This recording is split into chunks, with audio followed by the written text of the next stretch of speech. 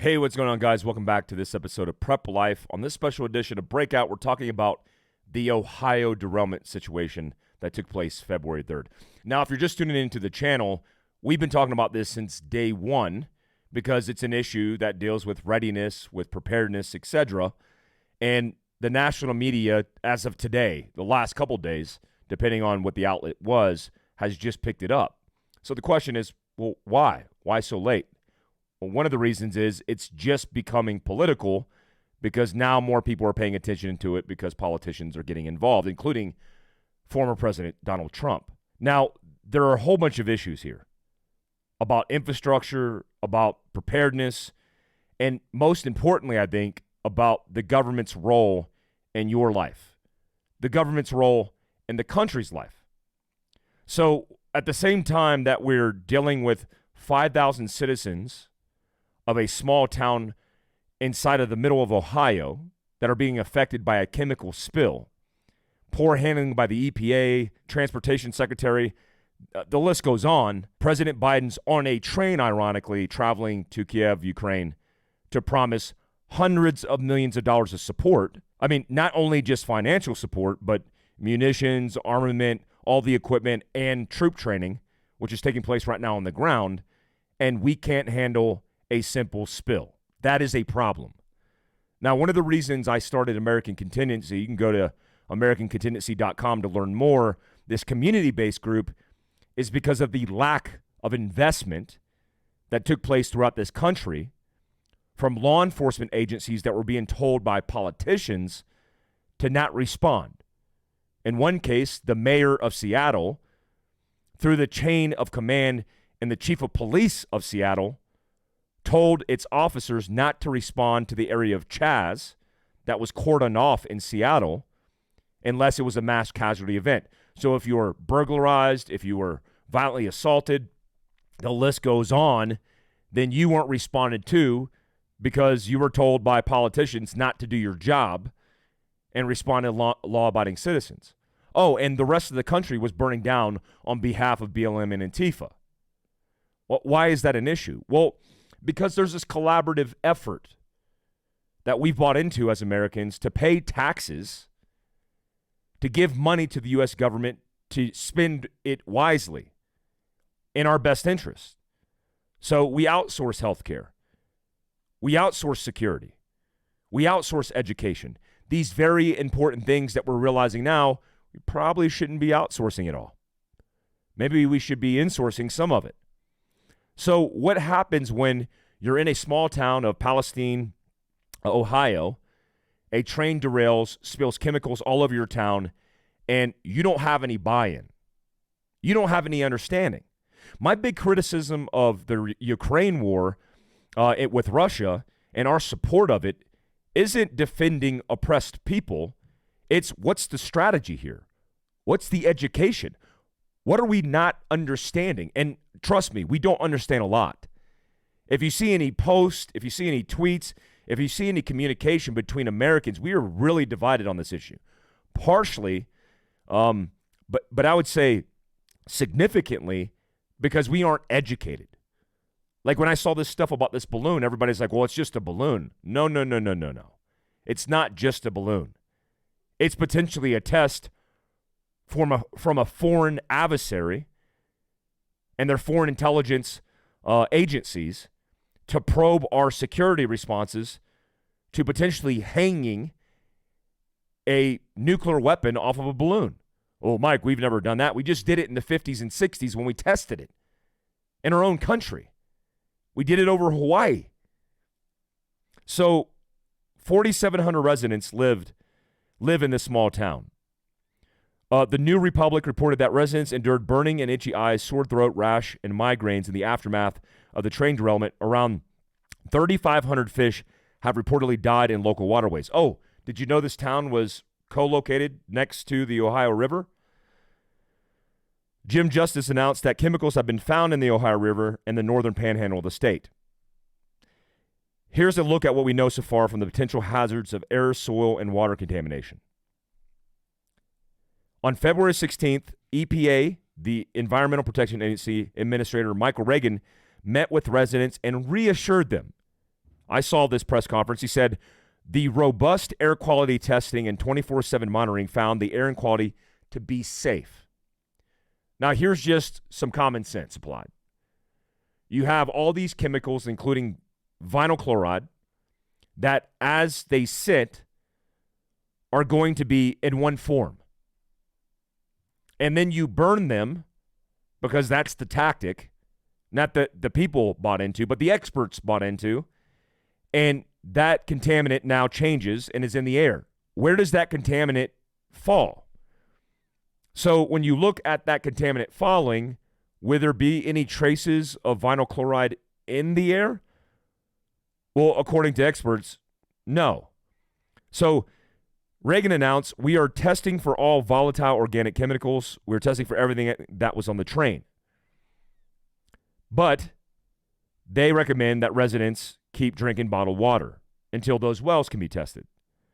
So testing for volatile organic chemicals in air and water should cover potential hazards, said Ted Shelter, a science director at the environmental nonprofit Science Environmental Health Network. They should be testing for individual compounds. And if they are testing for total VOCs as a screen, they need to have very sensitive instruments because VOCs are much more toxic than others.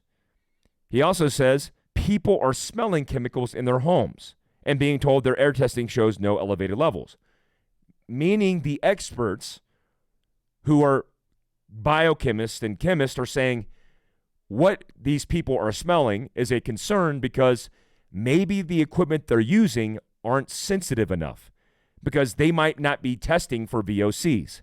First of all, air monitoring of vinyl chloride might not be useful by now. Vinyl chloride has a short half-life, said chemist Matt Harding of American University in Washington, D.C.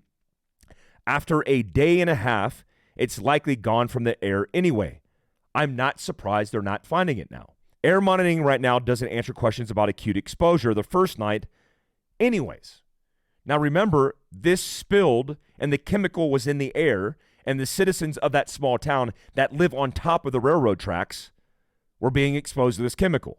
On the first night, temperatures in the teens and very light winds would have kept airborne contaminants close to the ground over the town. Moreover, several experts commented that they were uncertain that equipment the EPA was using and what exactly it was testing for are still unclear. Chemist Nicole Caron of Ohio State University on Twitter said of the EPA, this does not correctly preserve 5 or 6 water samples before testing. They did not correctly preserve 5 or 6 water samples before testing.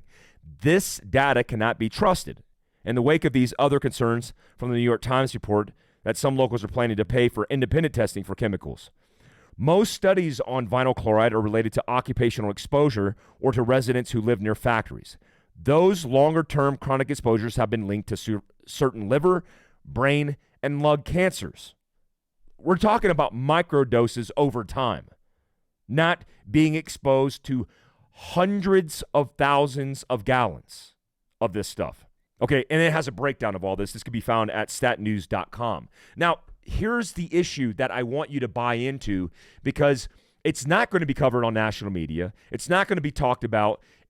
This is very important. This collaborative effort between us as taxpayers and the government cannot be trusted.